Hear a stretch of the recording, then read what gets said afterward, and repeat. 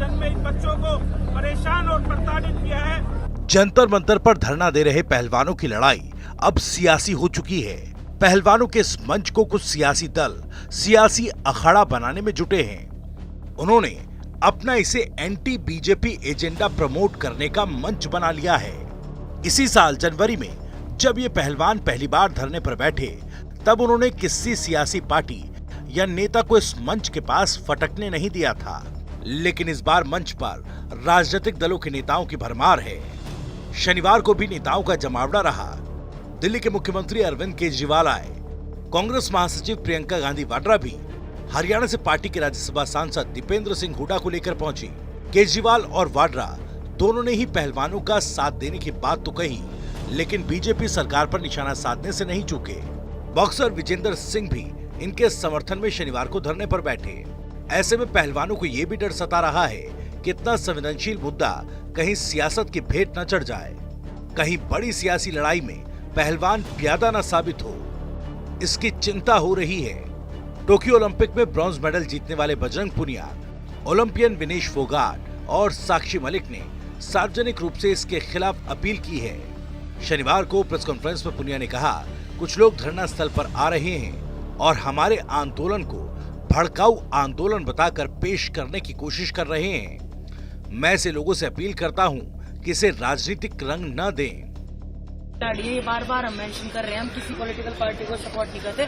और एक लास्ट बात मैं मेंशन करना चाहूंगी, यहाँ आके जो भी स्पीच देता है, जो भी एग्रेशन की स्पीच देता है या हमारे धरने को भटकाने की कोशिश कर रहा है, जिम्मेवार वो खुद होगा। अच्छा, पहलवानों के मंच पर सियासी दलों के नेताओं के जमावड़े को लेकर राष्ट्रीय कुश्ती संघ के अध्यक्ष और बीजेपी सांसद ब्रिजभूषण शरण सिंह ने प्रतिक्रिया दी। ब्रिजभूषण शरण सिंह ने कहा कि लड़ाई अब खिलाड़ियों के हाथ से निकल चुकी है, पॉलिटिकल पार्टियों की इसमें एंट्री हो चुकी है। सांसद ने पहलवान बजरंग पुनिया पर आरोप लगाते हुए कहा कि बजरंग पुनिया एक लड़की से बात कर रहे हैं और उससे कह रहे हैं कि किसी भी तरीके से किसी भी कीमत पर कोई लड़की उपलब्ध करवाओ। आप ही सुनिए सांसद ब्रिजभूषण शरण सिंह ने क्या कहा। ये लड़ाई अब खिलाड़ियों के हाथ से निकल चुकी है।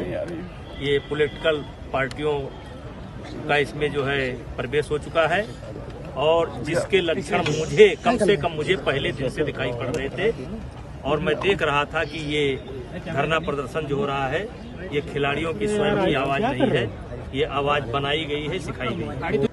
दीपेंद्र हुड्डा जो शुरू से इस कहानी के कथाकार हैं, वो बहका करके ले आए और जिस दिन उनको सच्चाई पता चलेगी, जांच की रिपोर्ट आ जाएगी, उन्हें महसूस होगा कि मुझे नहीं जाना चाहिए। यहाँ तो 4 महीने से लगातार सोचा जा रहा है कौन सा आरोप लगाया जाए, कहाँ लगाया जाए, कब लगाया जाए। हमारे केस में तो 4 महीना तैयारी की गई है। ऑडियो है कि कोई लड़की मिल जाए।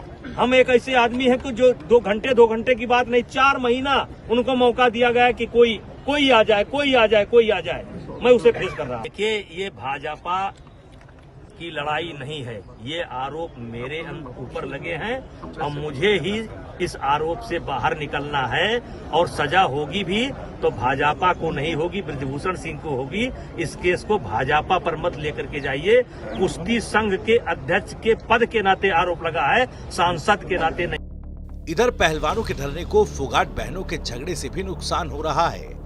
विनेश और बबीता के बीच ट्विटर पर तीखी लड़ाई जारी है। वाड्रा के जंतर मंतर जाने के बाद बीजेपी नेता बबीता ने ट्वीट कर कहा, प्रियंका गांधी वाड्रा अपने पर्सनल सेक्रेटरी संदीप सिंह के साथ महिला पहलवानों के लिए न्याय मांगने जंतर मंतर पहुंची हैं। लेकिन संदीप सिंह पर महिलाओं के शोषण और एक दलित महिला का अपमान करने का भी आरोप है। विनेश ने अपनी बहन को जवाब में कहा, अगर तुम परेशान महिला पहलवानों के हक के लिए नहीं खड़ी हो सकती तो बबीता बहन, मैं हाथ जोड़कर विनती करती हूँ कि हमारे आंदोलन को कमजोर मत करो। महिला पहलवानों को सालों लग गए शोषण करने वालों के खिलाफ आवाज उठाने में आप भी एक महिला हो, हमारा दर्द समझो। आपको बता दें कि इससे एक दिन पहले भी ब्रिजभूषण शरण सिंह ने कहा था कि ये पहलवान रोज नई नई मांगे उठा रहे हैं। मैं अपने किसी भी पद से इस्तीफा नहीं दूंगा क्योंकि इसका मतलब होगा कि मैंने आरोपों को स्वीकार कर लिया। उन्होंने कहा, आखिर एक ही परिवार और एक ही अखाड़ा मेरे खिलाफ क्यों है? देश के बाकी राज्यों और हरियाणा के बाकी पहलवान आखिर क्यों इस धरने में नहीं हैं? आखिर क्यों एक ही परिवार के लोग यौन उत्पीड़न का आरोप लगा रहे हैं? देश के बाकी पहलवान क्यों नहीं यौन उत्पीड़न की बात कह रहे? हरियाणा के 90% पहलवान और गार्जियन मेरे साथ हैं, क्योंकि मैंने यहाँ काम किया है।